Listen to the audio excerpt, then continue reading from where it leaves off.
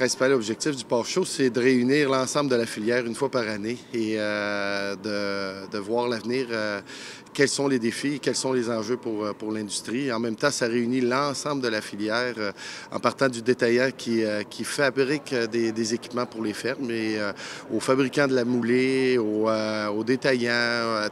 L'ensemble de la filière est là et c'est un moment unique et important pour nous autres. C'est sûr que les enjeux, il y en a plusieurs. On en a eu quelques-uns en cours d'année avec la Chine, l'ouverture et la progression au niveau de l'interdiction de vendre de la viande en Chine. Il y a aussi tout ce qui est la peste porcine.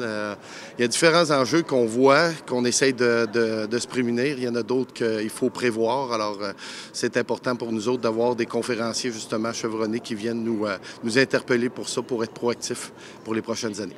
Nous autres, on est rendu à notre 6e édition ici, le Port Chaud. Au Canada, il y a seulement 2 événements dans le port. Il y en a un qui se situe en Alberta, à Banff. Et on a décidé, il y a 6 ans, de faire notre événement.